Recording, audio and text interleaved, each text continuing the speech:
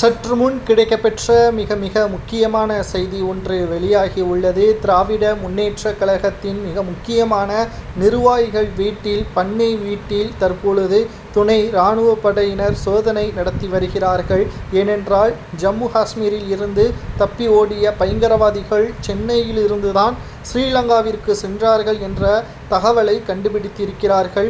சென்னையில் ஆளும் கட்சிக்கு சாதகமாக இல்லாமல் பயங்கரவாதிகள் தங்கியிருக்க முடியாது.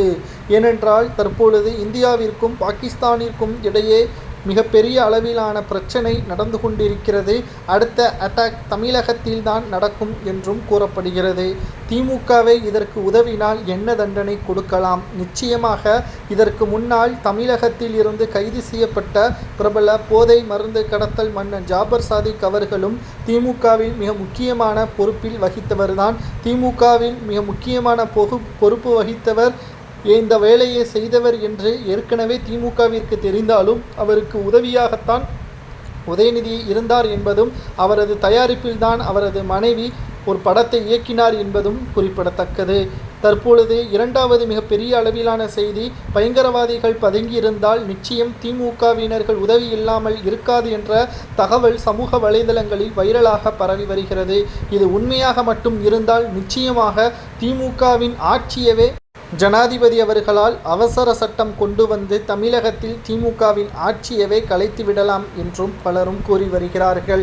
இந்த நிலையில்தான் திமுகவின் கிளை நிர்வாகிகள், மாவட்ட செயலாளர்கள், சில எம்எல்ஏக்கள், அமைச்சர்கள் வீட்டிலும் துணை இராணுவ படையினர் சோதனை செய்து வருகிறார்கள். ஏனென்றால் எப்போ வேண்டுமானாலும் என்ன வேண்டுமானாலும் நடக்கலாம். திமுகவினர்கள் அரசியலுக்காக என்ன வேண்டுமானாலும் செய்யக்கூடியவர்கள் என்ற தகவலும் எதிர்க்கட்சியினரால் பரப்பப்பட்டு வருகிறது.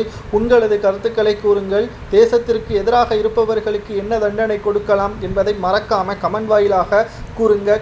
கடைசியாக கடந்த 3 நாட்களாக 10ற்கும் மேற்பட்ட இராணுவ அதிகாரிகள் உயிரிழந்திருக்கிறார்கள். பாகிஸ்தானில் நடக்கக்கூடிய பயங்கரவாத தாக்குதலில் தமிழக அப்பாவிகளும் உயிரிழந்திருக்கிறார்கள். அதை எதையும் கருத்தில் கொண்டாமல் தமிழகத்தில் திமுகவின் ஆட்சி நிலைக்க வேண்டும் என்றால் யாருக்கு வேண்டுமானாலும் காலை பிடிக்கக்கூடிய குணம் திமுகவிற்கு இருப்பதாக பலர் கூறி வருவதால் திமுகவினர்கள் இந்த செயலில் ஈடுபட்டிருப்பார்களா என்பதை உங்களது கருத்துக்களை கமெண்ட் வாயிலாக கூறுங்கள். 2026 சட்டமன்ற தேர்தலில் 200 தொகுதிகளில் வெற்றியடைய வேண்டும் என்றால் அதிக அளவு பணம் தேவை. ஒருவேளை பணத்திற்காக பதுக்கி வைத்திருக்கிறார்களா என்ற பல்வேறு கோணங்களில் விசாரணையும் நடத்தப்பட்டு வருகிறது.